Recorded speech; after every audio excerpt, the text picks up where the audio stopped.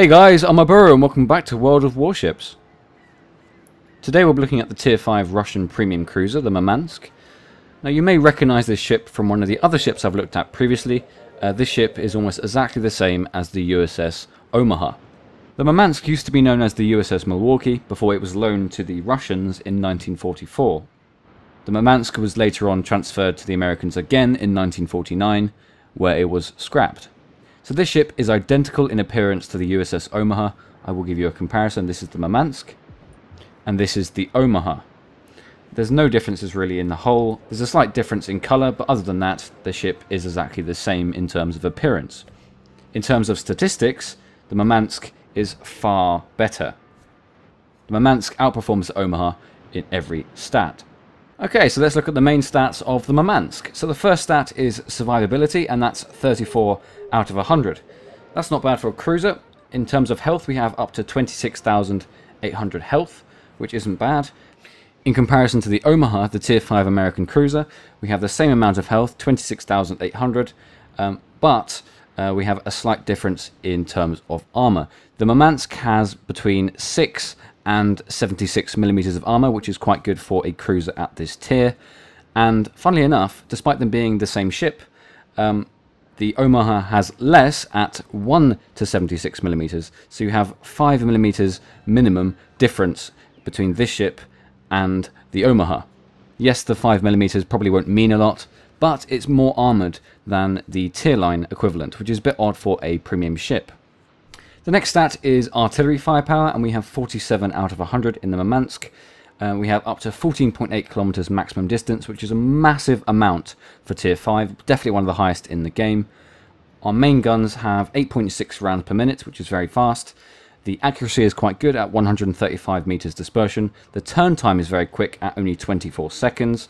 The shell damage is quite good as well. High explosive shell damage is up to 2,600 damage, and armor piercing is up to 3,100 damage.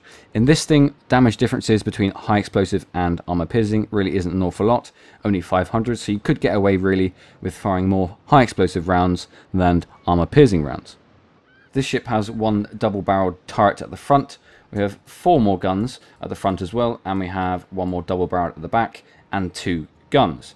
So in total we have a maximum of 10 guns on this ship, which is identical to the Omaha. The Omaha has the same guns in the same sort of configuration. The only difference really is that this ship fires further than the Omaha, which is again another upgrade. The Omaha's guns only go to 12.7 kilometers. In this ship you have the advantage of going 2 kilometers further than a tech tree ship, which again is very weird for a premium ship. The Omaha is only 44 out of 100, so again the Murmansk is better. Other than the difference in terms of maximum range, the guns are largely the same.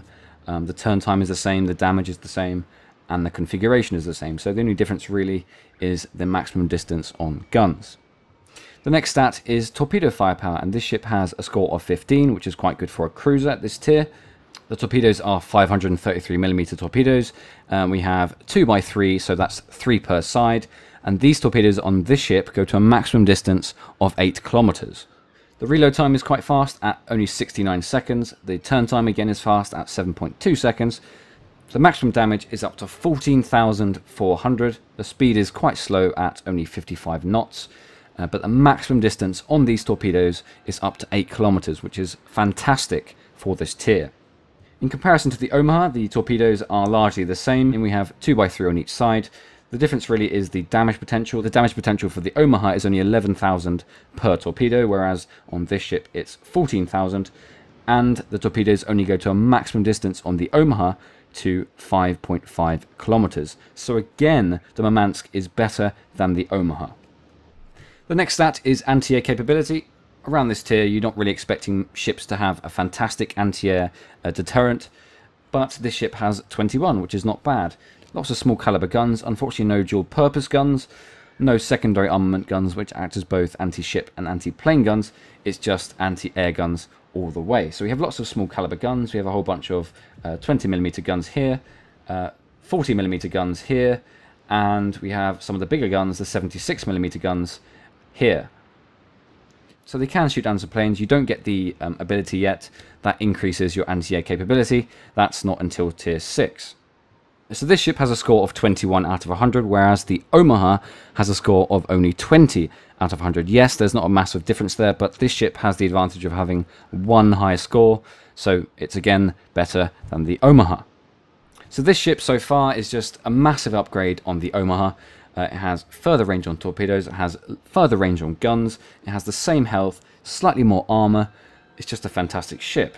So let's look at the next stat of the ship, which is manoeuvrability. Manoeuvrability for this ship is 76 out of 100. This thing can turn very, very quickly. It's got a very good manoeuvrability score. 34 knots maximum speed, 590 meters turning circle radius, which is very, very quick, and a rudder shift time of only 5 seconds. That is very quick as well. So this thing can very easily avoid enemy shots. With that very nice maximum distance on guns, you can very easily fire at the bigger ships, the battleships, or the very heavy cruisers, and then you can avoid their incoming fire with the very quick turning circle radius and manoeuvrability. In comparison to the Omaha has the same top speed. It has a slightly slower turning circle radius of 600 meters and a slightly slower rudder shift time of 7.5 seconds. So the Murmansk is again better than the Omaha in terms of manoeuvrability. And the last stat of the ship is concealment, and that's 54 out of 100, surface detectability of 13.1 kilometers, and air detectability of 6.7 kilometers. That's versus the Omaha's 13.5 and 6.7. So there's not a massive difference there. In terms of the score is better by 2. So overall, the Murmansk is better than the Omaha in every respect. It's better in every base statistic. It has further range on torpedoes, further range on guns, better armor, better maneuverability, and better concealment. So the Russians have done quite well upgrading the American Milwaukee into something that is a lot better than the USS Omaha. Okay, so let's look at the creditable upgrades that I've chosen for the Murmansk. So typical of all premium ships in this game, we have no upgrades, except for creditable upgrades. We have the same rate of fire, we have a good hull, good maximum distance on guns, good torpedo range, and a good engine. So even with the base upgrades, it is better than the fully upgraded Omaha.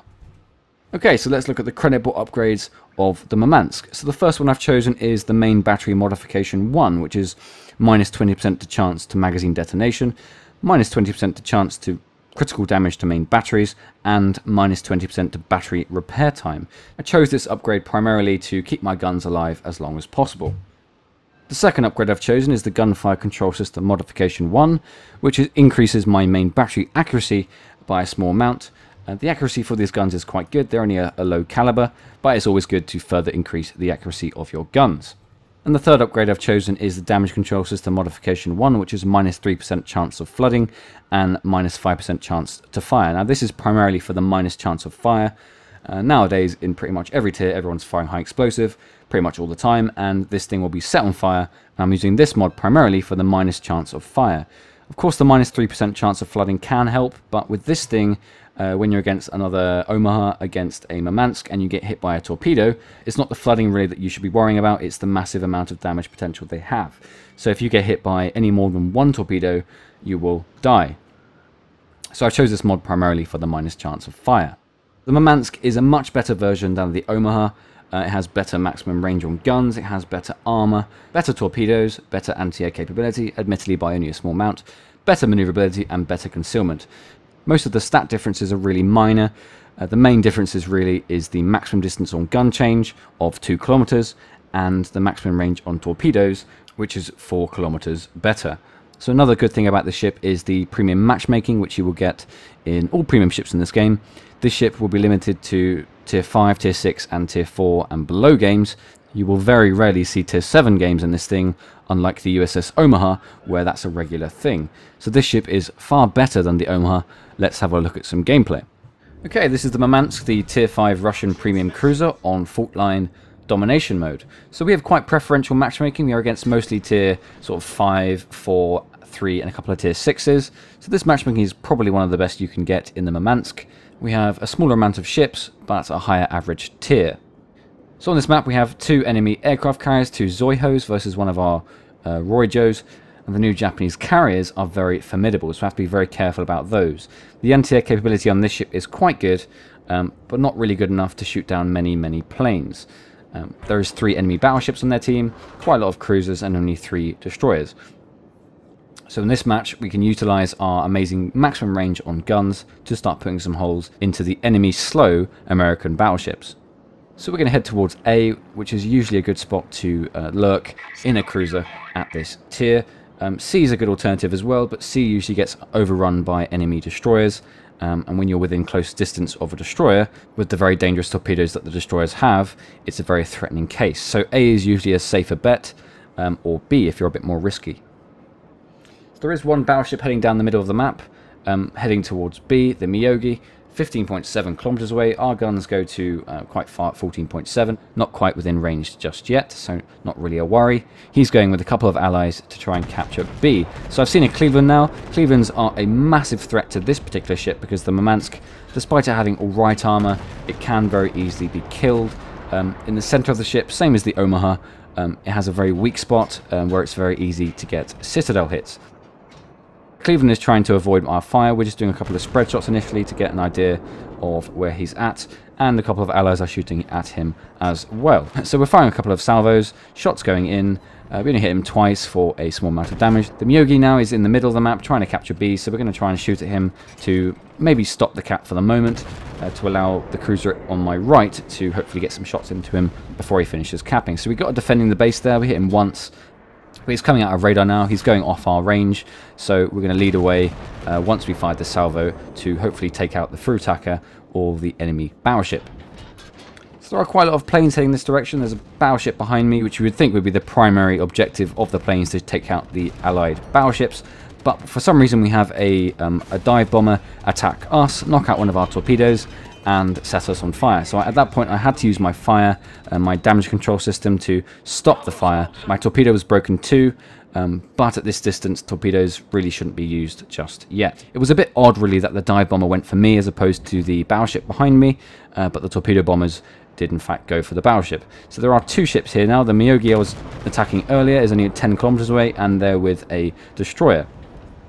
Now these guns, the 152 guns, they can do a good amount of damage when you get lots and lots of continuous hits, but when you miss, or when you just only have a couple of guns available, then damage potential really isn't an awful lot.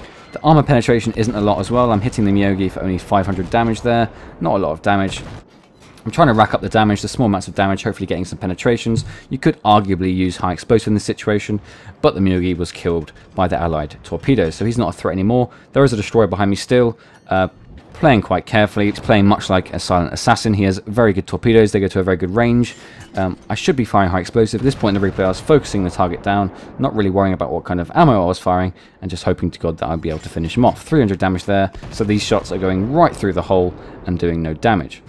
I'm not really likely to hit the Isakaze at this distance. Destroyers do maneuver very well, but at this point his engine has been broken, but he's behind a rock, so I hope that my allies can finish him off from now on. So now there's a lot of ships on my right. Almost half of the enemy team is on my right flank. The through attacker, which has those amazing 203mm guns. There's a couple of cruisers there, and a couple of battleships. Now, at this point, the rock is so close to my left, there's no way I can turn around quick enough before I get beached, so I need to go straight on and hopefully lead some of these shots and take out some of these ships. So he is moving to avoid those torpedoes, so that's a big advantage for me. It means I can get away safely, so his guns are not on me anymore. They're facing a completely different direction. So I am firing some guns at this point. Not all my guns, just the back ones, to see if I can get some damage on the New York. He's turning back around. I should be safe. So his guns will take some time to turn to actually effectively hit me, so I have a nice little gap really for me to escape. So I'm firing some shots here, doing a couple of thousand damage here and there, but with these guns the caliber isn't too excessive, so I'm not really expecting the damage to be that high. There is a Kawachi here, but he's quite far behind the rock, so I'm going to utilize this opportunity to get behind this rock on my left now to escape the two battleships. As soon as that Kawachi appears, as soon as he emerges, I am in serious trouble. So as soon as I get past this rock, I should be safe. The New York's there as well. And they're the last two remaining battleships on the enemy team. So as soon as I head into this direction, it should be a lot safer. There's only cruisers and destroyers. And of course, this ship, you can attack some battleships at long distance, but your primary target, in my opinion, is either to attack destroyers with high explosive or cruisers at long distance. There's a Cleveland right in front of me. He's coming towards my direction, 11.3 kilometers away. He's going around the other side of the rock. So I have a slight gap before we actually initiate combat. There's a battleship on my right to support. There's an Omaha in the distance there. I am coming within distance of the Omaha. My guns go to a maximum distance of 14.7, and the Omaha is at a massive disadvantage of only having his guns going to 12.7. So I can fire at him, and he can't fire at me. And I very much doubt that he can actually see me at this point as well. So firing at this distance, I'm hidden. I have a massive advantage firing at the Omaha. The Wyoming on my right, the ally, is supporting me at this point, the battleship. He has a lot of armour, and as soon as the Cleveland will emerge, the Wyoming will fire his broadside and hopefully do a massive amount of damage. The Omaha is only 13.2 kilometers away. Of course, when you fire these guns, despite you have a good maximum range of 14.7, you do have a lack of accuracy at long distance. Anything past sort of 10 kilometers does dip early, and as you can see there, I did miss 2 of those shots. It's very hard to hit a target, especially a target that maneuvers so well, like the Omaha or destroyers, from 10 kilometers plus. It also makes it harder when the shells decide to dip and miss. Cleveland's on my right now. I'm going to fire a broadside, but I did fire a bit preemptively there, hoping I'd get a shot, but in fact I hit the rock. The Omaha is now 12.4 kilometers away. He's firing some shots at me now. I am within distance of his guns. I have the advantage of slightly better maneuverability than the Omaha. And of course, if I get a central hit on the Omaha, I can do a massive amount of damage. Most of the enemies are behind me, but at this point they can't really see me, and I am out of range or behind a rock. So the Cleveland is still on my right, not really a threat. I'm focusing down the Omaha. And of course, if I hit the center of the Omaha, there's like a small gap in the very center of the Murmansk, the Omaha. It's very easy to get a citadel hit, which can do a massive amount of damage. He's only 11.8 kilometers away. I'm doing a full broadside here. Problem with this ship is because the guns, they're so weirdly angled at the front, you have to go sort of side onto the ship in front of you to actually get more than one gun active. When you point completely straight in this ship, only the first gun is available. You can't fire the 2 side guns. But as soon as you turn to a slight angle, then you have 3, 4, and 5 guns available.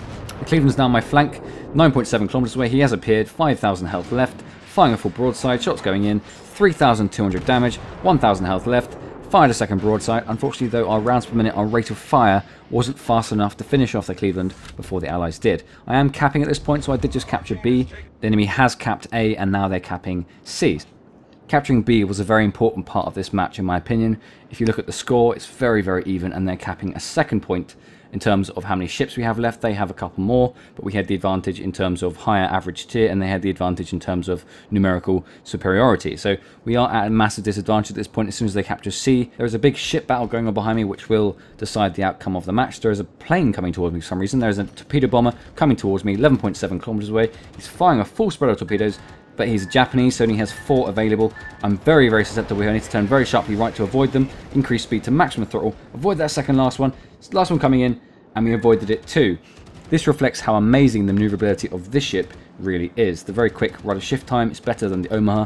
I very much doubt the Omaha could do that in that situation with the 2-second increase on the rudder shift time and the slightly worse circle radius. It avoided those very, very close proximity torpedoes within a very short space of time. I do notice a lot of those planes are lurking around that rock, so that gives me the insight that at least one of their aircraft carriers is behind that rock, or more maybe. Lots and lots of planes at this point. Obviously, Japanese carriers are renowned for how many planes they have, as opposed to how powerful their planes are.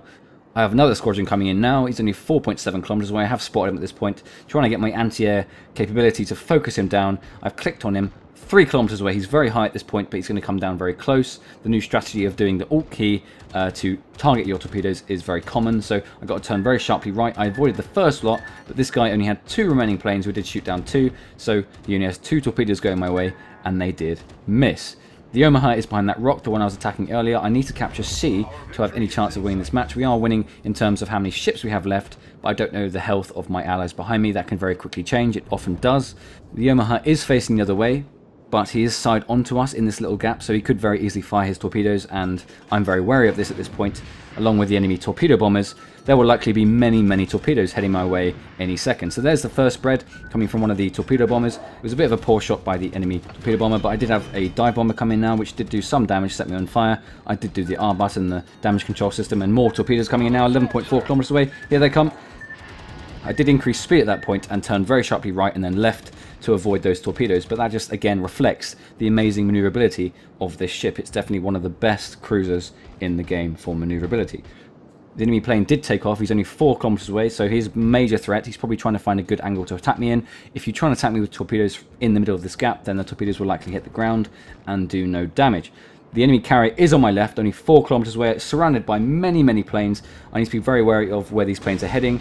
And I'm going to fire 1 spread of torpedoes. Of course, I only have 3 per side, so these do need to hit 3 spreads going in there, and they do a massive amount of potential damage. Trying to get the guns around to fire at this guy. The guns do turn very quickly, getting a Citadel hit there. 3 Citadel hits there. There's lots of planes surrounding me at this point. They're all probably firing all their torpedoes. There's torpedoes on my radar everywhere. I have to focus this guy down. 3 torpedoes. They're about to go in. First one's going in now. Second one's going in, and we finished them off. We did barely miss those torpedoes attacking us from the enemy torpedo planes at the end there. It was very, very close. The last torpedo which hit the enemy carrier did a devastating strike which did more than 50% of the health of the ship. We were very lucky there to get that kill just before we were hit by those enemy torpedoes. So we did quite well in that game. We got 64 hits, 3 torpedo hits right at the end there, 8 planes shot down, and 1 critically damaged, 1 destroyed, 3 floodings, and 3 Citadel hits. We got 211,000 credits, 3,300 experience, 167 free experience. We got the achievement, the devastating blow. We captured 1 base and we defended another base twice. In terms of damage, we got 23,000 with AP, and with those last 3 hits on the enemy at the end there, we got 24,000 damage. So this has been the Murmansk, the Tier 5 Russian premium cruiser. Now this ship is quite reasonable at only 2,450 doubloons or gold. That's around £7 in British currency.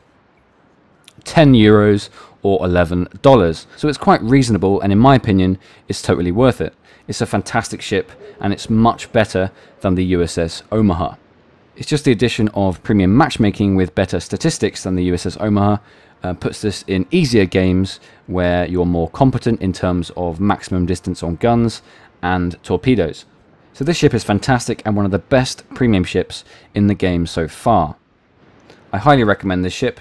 Thanks a lot for watching, guys, and I'll see you next time.